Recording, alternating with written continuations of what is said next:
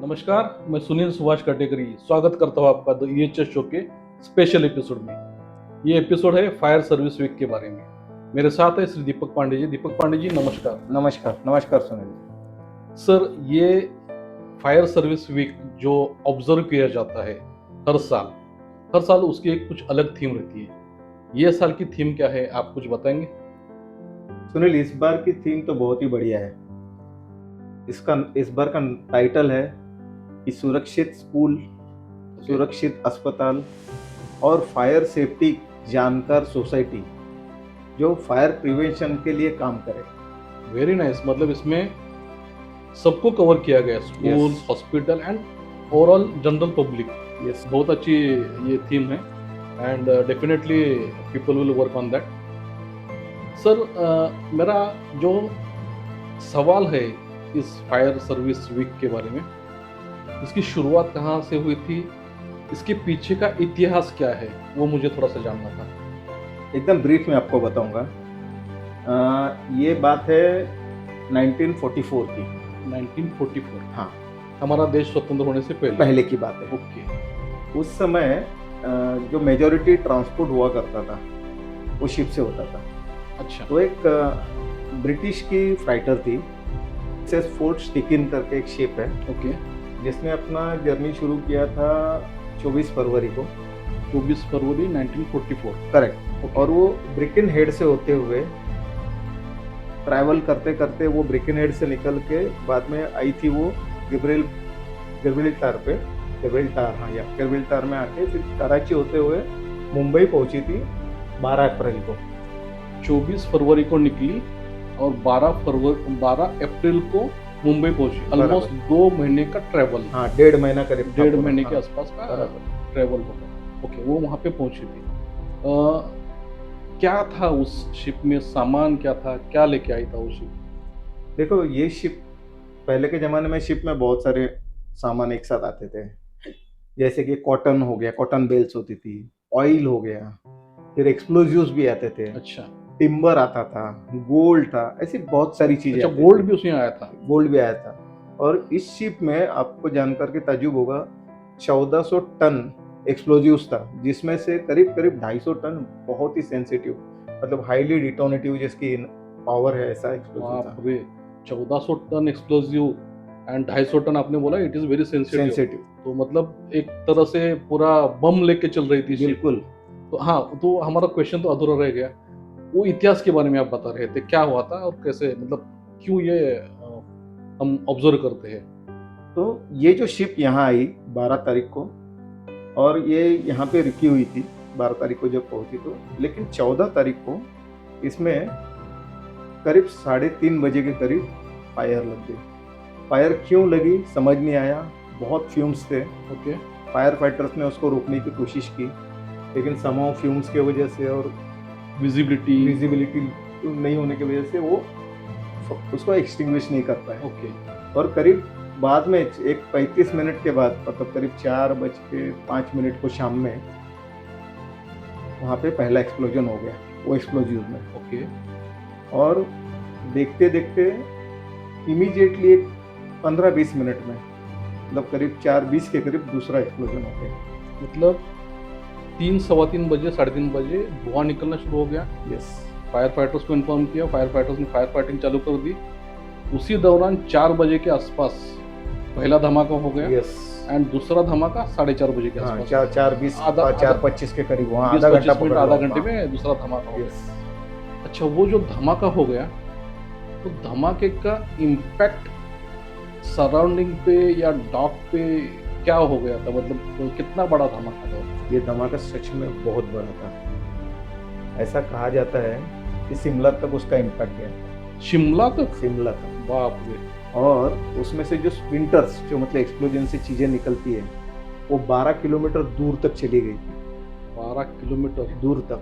और इस डॉक में आजू बाजू में शिप थी, करीब 28 शिप्स थी आसपास, वो सारी डिस्ट्रॉय हो गई, मेजर डैमेज हो गया उनमें।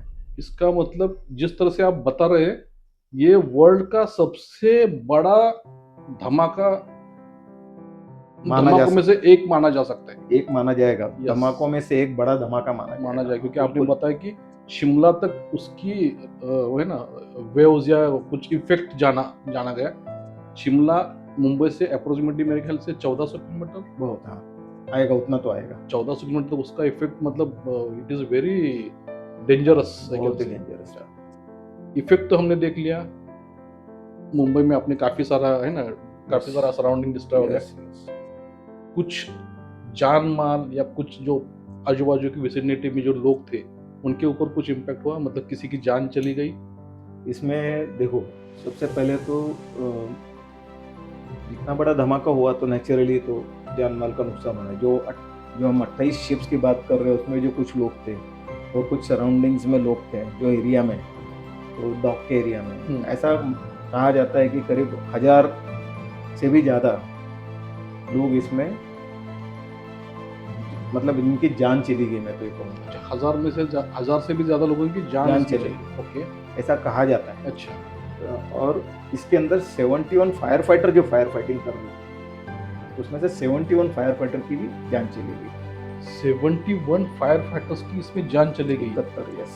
किसी इतनी मात्रा में किसी इंसिडेंट में फायर फाइटर्स की जान चली जाना, ये मेरे ख्याल से मतलब ऐसा दूसरा उदाहरण तो नहीं रहेगा, क्योंकि ये सबसे बड़ा इंसिडेंट रहेगा जिसमें इतने फायर फाइटर्स मारे गए, उनकी जान चली गई, जो शहीद हो गए। वर्ल्ड में ऐसा ये इकलौता इंसिडेंट है जिसमें इतने फायर फाइटर की जान गई एक ही इंसिडेंट में। ये ऐसा इकलौता ही इंसिडेंट है वर्ल्ड में। बाप रे बाप। अच्छा, और उसके साथ और एक चीज बताना भूल गया, ऐसा कहा जाता है कि करीब 50-1000 लोग बेघर हो गए। करीब ज्यादा ही बोलते हैं लेकिन कहा जाता है ऐसा, क्योंकि ये जो इसका शॉक वेव था, इम्पैक्ट था, जैसे 12 किलोमीटर अगर स्प्रिंटर जाते हैं शिमला तक आवाज जाते हैं, तो आप समझ सकते हो आजू बाजू में कितने लोगों का डेफिनेटली, क्योंकि मतलब इतनी प्रॉब्लम मात्रा में अगर जो धमाका हो जाएगा, तो आपने 50,000 जो बोला वो मेरे ख्याल से शायद उससे भी ज्यादा हो सकता है। हो सकता है। बट जो लोगों ने उस टाइम सहा होगा, जो लोगों ने उसका इम्पैक्ट देखा होगा, शायद वो कई सालों तक उसको बिल्कुल। भूले नहीं होंगे। सर, अभी ओवरऑल आपने शिप कहाँ से आया था, शिप में क्या मटेरियल था, कैसे फायर शुरू हो गई, कैसे ब्लास्ट हो गया, उसका इम्पैक्ट सराउंडिंग पे क्या था, देन ओवरऑल ह्यूमन लाइफ कैसे सफ़र हो गया इसमें, कितने लोग अपने फायर फाइटर्स, जनरल पब्लिक जान चली गई कितने लोगों की, वो आपने बताया, कई लोग बेघर हो गए बताया। सर, ओवरऑल ये इंसिडेंट, अभी जो फायर सर्विस वीक हम हर साल ऑब्जर्व करते हैं, तो इसके पीछे की जो है ना, ये 14 तारीख को करते हैं, 14 तारीख को इंसिडेंट हुआ था, तो कैसे ये फाइनल हो गया, मतलब कैसे ये डिसाइड किया गया कि ये जो है as a fire service week बोल के ऑब्जर्व करना है, क्या है इसका? ये जब घटना हुई तो आप जानते हैं इतनी बड़ी घटना होती है तो बहुत सी बातें होती है, बहुत सारा इन्वेस्टिगेशन होता है, बहुत सारी सोच होती है। फिर अब ये इंसिडेंट रिपीट नहीं हो, इसमें से जो हमने अभी सीखा है, जो इन्वेस्टिगेशन के दौरान उस पीरियड में सीखा, तो वो लोगों तक कैसा पहुंचे और लोगों को कैसे जागरूक रखें। ये भावना जब आई उस समय, ये सब इंसिडेंट के बाद, तो इमीडिएटली आने वाले साल से ही ये fire service day and week हमारे यहाँ शुरू हो गया। पूरे भारत में ये fire Yes. Service week Yes. Observe किया जाता है।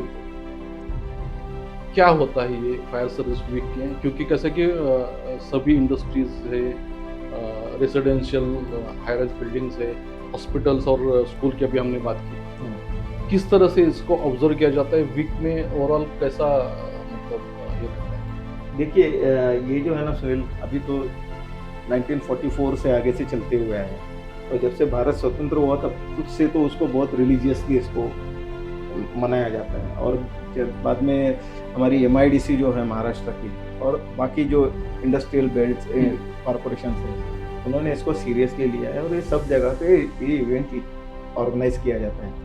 इसके पीछे की भावना सिर्फ इतनी है कि इस इंसिडेंट को याद रखा जाए, इसमें से जो हम सीखे हैं लोगों को वो भूल नहीं अवेयरनेस, पाए, उसको बार बार दोहरा के लोगों को दिमाग के ऊपर उसका असर बना रहे और कोई भूल नहीं पाए, इसके लिए तो ये सब करते समय साथ ही साथ कुछ ऐसी चीजें की जाती है जो हमको इंश्योर करवाती है कि हम प्रिपेयर्ड है। जैसे कि बहुत सारे जैसे महाराष्ट्र में कॉम्पिटिशन होती है, Competitions state level competition yes होती है, यस तो जिसमें आप इंडस्ट्रीज को, मोटिवेट करते इंस्टीट्यूशंस को, यूर इवन अब तो आजकल हाई राइज बिल्डिंग कॉम्प्लेक्सेस को, इनके लिए कंपटीशन अरेंज की जाती है, उनको fire fighting, extinguisher handling, rescue operations, इसका ड्रिल करवाया जाता है ताकि लोगों का स्किल होनिंग हो, जिसको हम- हाँ, उसी बहाने मोटिवेट किया जाए लोगों को कि Motivate. अवेयरनेस बढ़े उनमें, और जब कभी रियल टाइम इंसिडेंट हो जाएगा, रियल इंसिडेंट हो जाएगा, तो वो everybody should prepare. Correct. Okay और इसमें होता क्या है फायदा मालूम सुनील,